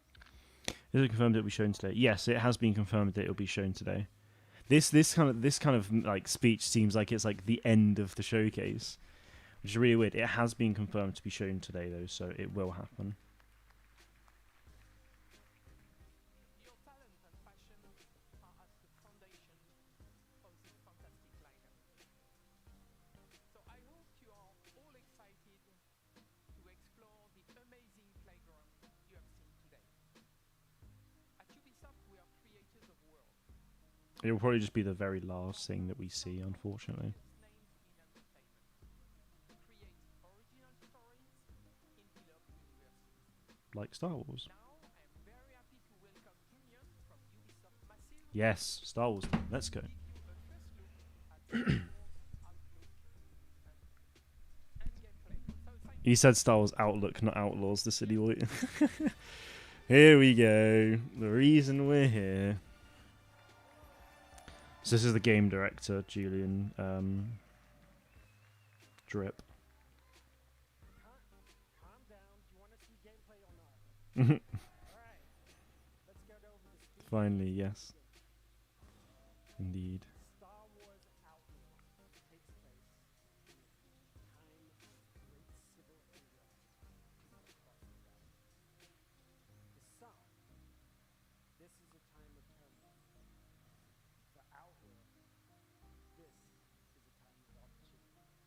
and prosperity. As a cunning thief, Kay Vess and her companion Nix Look at those stormtroopers, man.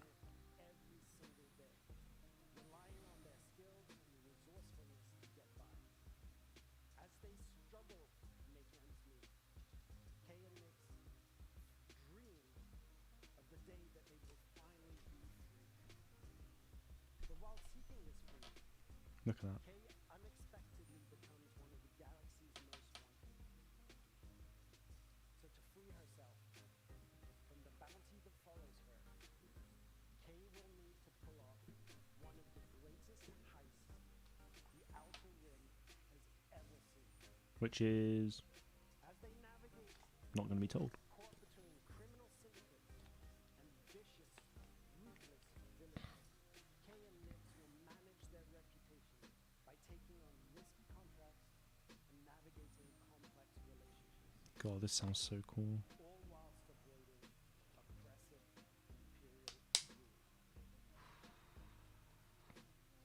Kay and Nix's journey will take them across the galaxy through stunning, varied open-world locations and the wilds of space. One of these locations is Tashara, a moon that features windswept savanna and ambering canyon. Look at that. Carved into Tashara's striking Tashara is the name of this place. That's cool. serves as a central hive of scum and villainy. Kay and Nix will encounter several criminal syndicates. The Pikes. Everything is measured in the value of influence, reputation, or cold, hard credit. This presents an abundance of opportunities and dangers for a young, ambitious scoundrel like Kay. On behalf of Massive in Sweden, along with Ubisoft Annecy, Barcelona, Bucharest, Chengdu, Milan, Montpellier, Paris, Shanghai, Toronto, and our amazing team at Lucasfilm Games, it's our privilege to present to you So keen right now. the first ever look at Star Wars Outlaws gameplay. Let's go. Let's go. Oh, come on. We literally had bloody Survivor 6 weeks ago and now this. If you're willing to take the risk, the galaxy is full of opportunities. Thank you. Snowdrop. Here we go.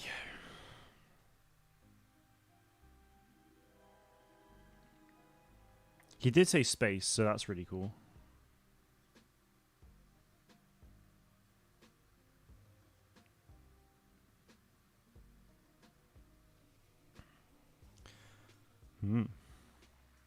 Neeks.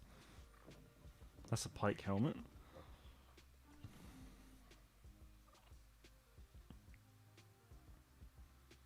So this little creature is voiced by D. Bradley Baker, by the way. Good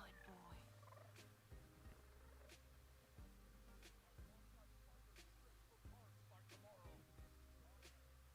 All right, Nix. Let's go get paid.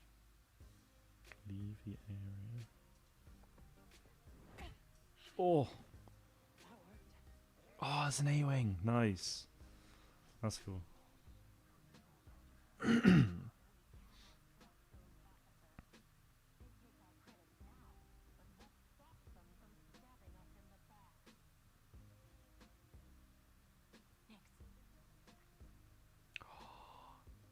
can get Nix to attack and distract and press things. That's really, like, that's cool. Her? Nice one. Well done, Nix. Good boy. Hang on tight, little buddy. Kind of weird that it's being shown in this kind of, is that a TIE fighter wing? I don't know why it's being shown in this aspect ratio. It's really weird, but I'll get past that. That's mining guild. Ooh. Okay, we'll figure this out. This aspect ratio is really playing with my mind on the gameplay. I don't know why. It looks really strange. Ooh.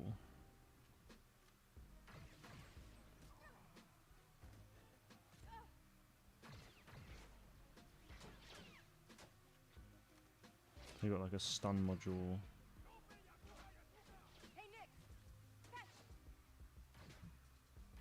Throw it up. This is getting bad.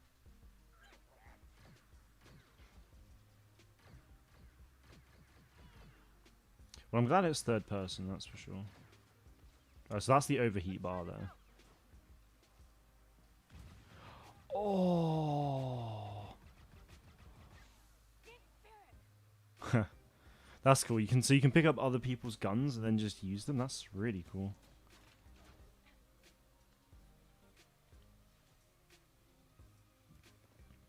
I think that went pretty well, right? Mount speeder.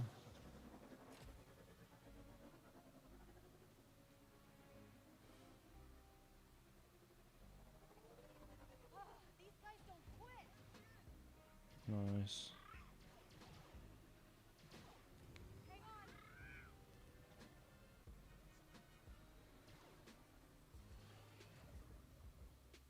Oh, slow-mo. That's sick. It's like a focused shot there. Like, nice. That's cool. That was close. ND5, I got the package. Where are you? Oh. I said I got it. ND5 is the name of the BX droid. That's cool. Really cool voice. Well, they'll probably forgive me. That's just an NPC, was it? Oh, right. So Pike's Syndicate reputation's just gone down. That's... Ah. So I guess, yeah, like Julian was saying, there's like reputation for Toshara. That's cool. This game, it looks really nice. Like visually, like, jeez. That's cool.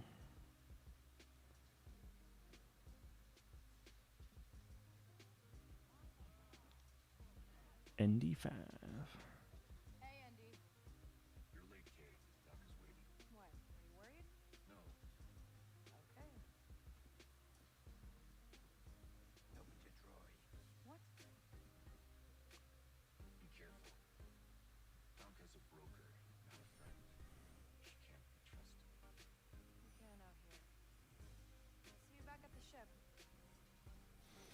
He's got a really like interesting personality,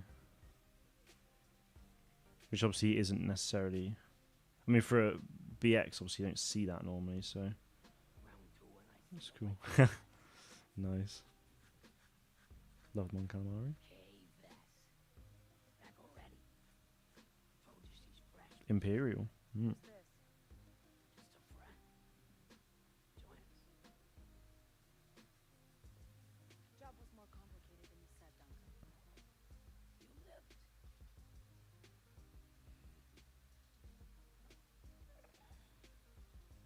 Hey, these aren't toys. The hell are they? They're investments. Loki thought she was going to eat that for a sec. Wait. Met? Don't really know many of you. Stealing illegal contraband, running with syndicates. I could say you're a threat to the Empire. But I might have to smart. Thanks.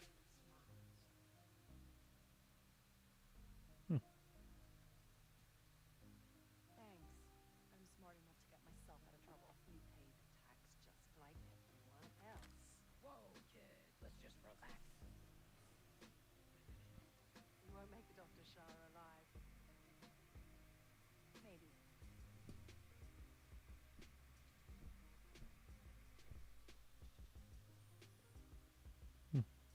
Then you get given credits, and then what can you spend it on is the question. Oh dear. That Imperial announcement wouldn't be about you, would it? Interesting. Could be. I told you not to trust her. Not the first time we've outrun the Empire.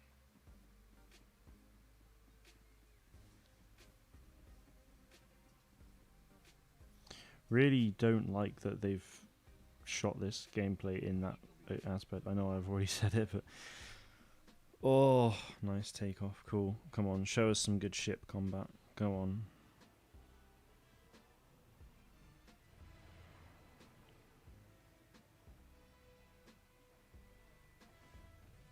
Oh, yes.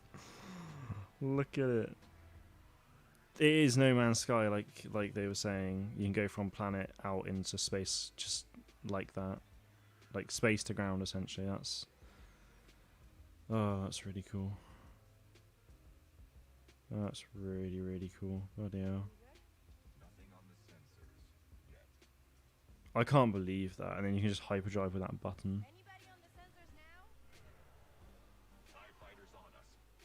Repair missiles, cannons. Jesus, this game's gonna be insane, man. What the hell? Thanks, I'm working on it.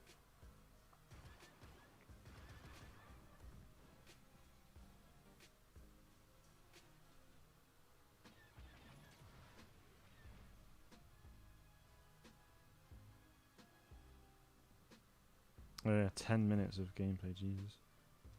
ND, get us out of here. Spooling hyperdrive. Akiva orbit. Let's jump. Interesting. I'm guessing there's a planet called Akiva. And that'll probably be the end of that.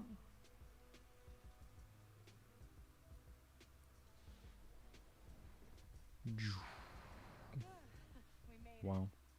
Yeah, that is No Man's Sky-esque. Christ, and like Akiva is one of those planets. I can't believe this.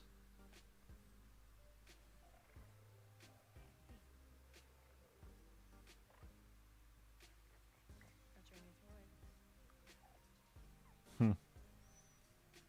He's so cute. Where do we go next? Anywhere we want.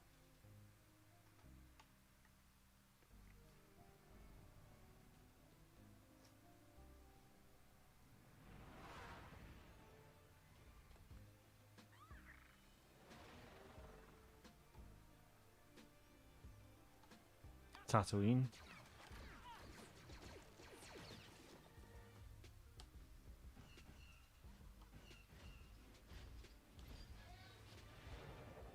That's gotta be Kajimi, sure. That's Kajimi. Confirmed.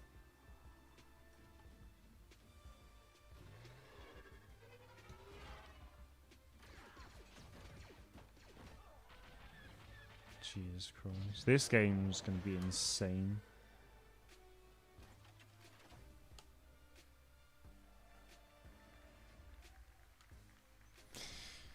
Oh, coming 2024, look at that.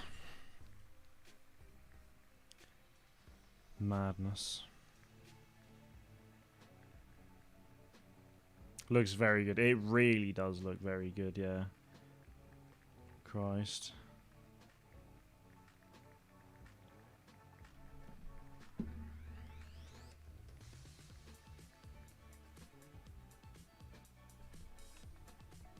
Right, I'm guessing that's going to be that.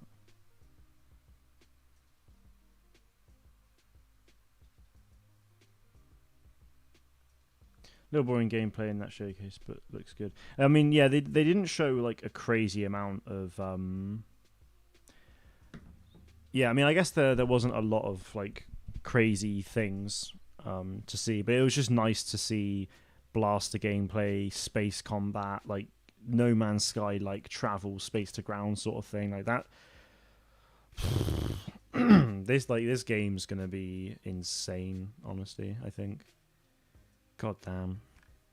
Clap indeed. Holy heck. Tom, good to see you, man. Hope you're doing well. How's it going? Me who hasn't seen the trailer yet. Well, I mean, it's like 10 minutes of gameplay, dude, so. Or have you not even seen the reveal trailer yet? God damn.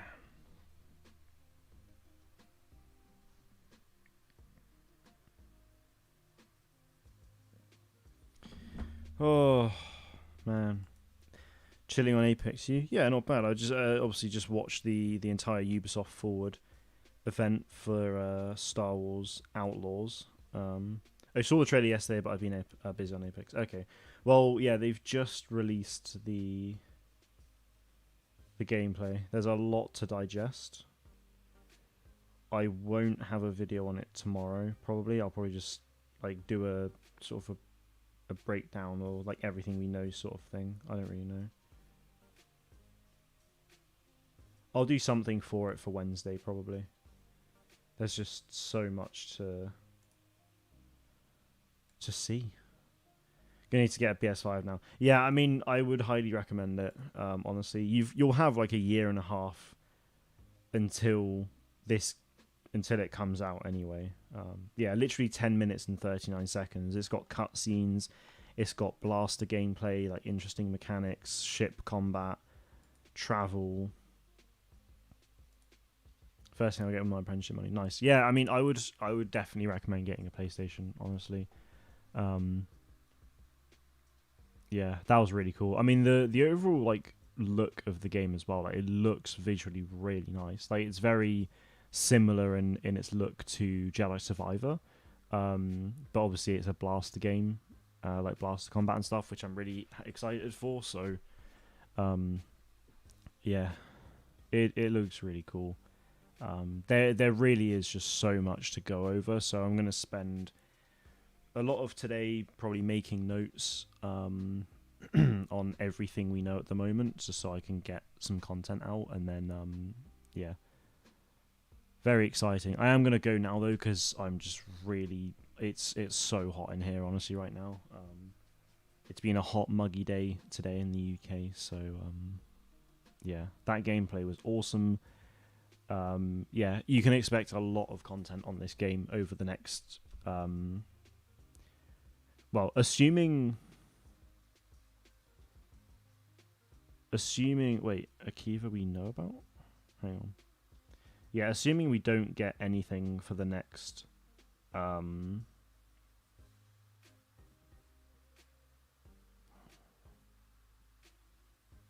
guys, give me a sec. Yeah, a PC would be nice, but to get like a PC just to... like, investing in a PC is obviously definitely like recommended, but to do that it's going to take a while. Oh, Akiva is a planet we know about so far. That's cool. Obi-Wan, good to see you. I hope you're doing well. What are your thoughts on what you've seen? I'm excited. Yeah, it looks it looks amazing. Yeah, very, very excited for it.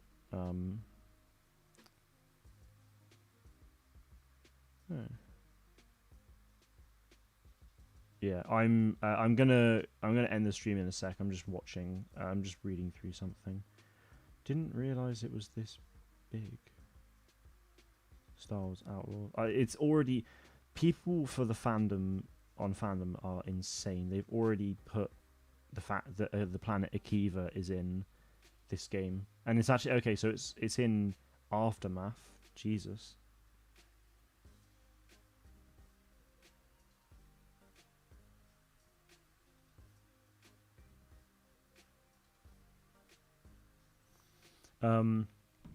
Yeah, there's a lot to digest. It's too hot to do anything right now. My laptop's roasting. I'm gonna call it there. Really, really excited about this though. So yeah, I don't really know what to say. Wowza. So yeah, no release date yet for it. It's just next year. Honestly, I think it will probably be late next year, given that Avatar is coming out in December and it's the same studio. I would assume this is probably going to be later in the year that this releases. So, yeah, I'm going to make loads of content for it. I'm not sure how much longer Jedi Survivor content will go on for, really, just because the game's kind of getting to a point where I feel like I've done everything I want to do in terms of content. I mean, I could do more lightsaber builds and BD builds and stuff like that, but the BD builds are doing terribly. or the first one did okay. The latest one did awful.